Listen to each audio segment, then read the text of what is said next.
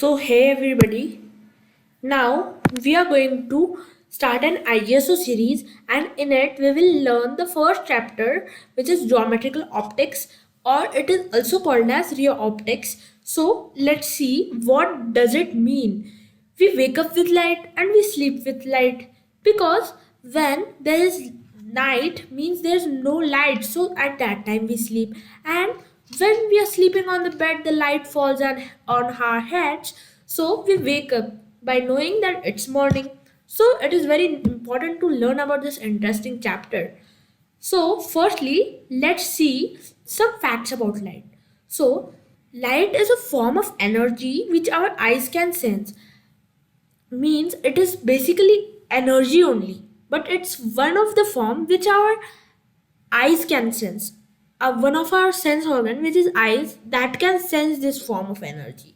Okay, now light as a matter is made up of photons. Sir Albert Einstein told that light is also acting as particles because it shows some kind of movement like the particles do. So we are going to study it in detail afterwards, but till now let's understand light as a matter, of which particle it is made up of. So as a matter it is made up of photons, okay, and as an energy, as it acts as an energy also, is made up of electromagnetic waves. To transform energy, the energy transform in certain path known as waves, or the waves carry the energy. So this light energy is carried by electromagnetic waves. In this electromagnetic waves, the electric fields and the magnetic fields are perpendicular to each other. Let me give you a brief about what are the types of waves. Broadly, waves are categorized into two types: mechanical waves and electromagnetic waves. So basically, mechanical waves needs a medium to transform, like some particles to transform, but the electromagnetic waves does not need any medium to transform. They can transform directly, and electromagnetic waves have a great speed than the mechanical waves, as there are no interruptions between them, and they can travel also. Now, this amazing light can travel at a great speed of 3 into 10 raised to the power 8 meters per second, which is also equals to 3 lakh kilometers per second. And the speed of light is denoted by c. So c is a symbol denoting the speed of light. Now let's move to the next topic, which are the basic terms used in this chapter. So basically, some terms are there which are recurringly occurring, and to know their meaning, to solve the questions and understand the core concept what the chapter is telling is very important. So first term is object. Let's go by dividing objects. So object is divided into two parts, like into two categories: real objects and virtual objects, and these are categorized on the basis of the nature of the object with the mirror. Okay, I will make you understand in the next slide, of course. And the image is also categorized into two parts, which is real image and virtual image. Now let's see what do they mean in the next slide. So object and image, let me write it here also. So this, firstly, real object, virtual object, real image, virtual image. O1, I1 are real object. O1 is a real object, I1 is a real image. O2, I2. O2 is a virtual object, I2 is a virtual image.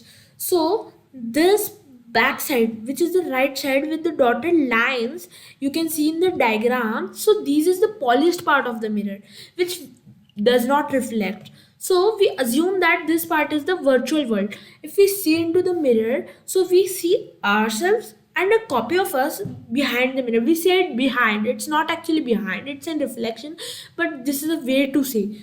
Okay, now I have made left side real world and right side virtual world. Always in the diagrams when you see this dotted lines, so that side is the virtual world, and with no dotted lines it is a shiny surface, which is the real world. So the object or the images which come to the shiny surface are known as real objects or real images, and the objects or images which come to the right side, or we can say the unpolished side of the mirror in the diagrams, are known as virtual objects or virtual images. Now let's move to this next one. Now let's study reflection, a basic phenomena a light follows many a times. You must have heard of this term. What is reflection exactly? Bouncing back of light. This is the simple definition of the reflection. So when the light is getting bounced from a shiny surface or any surface, just it has to get bounced. So that is known as regular reflection. Now, what are the laws of reflection? And what do they mean? What do they define? This is also important.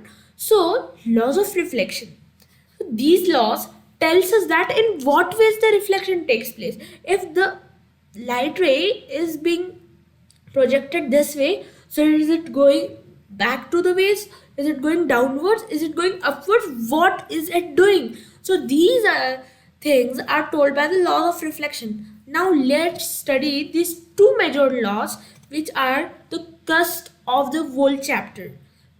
Basically not the whole chapter, but a big topic of this chapter, which is reflection.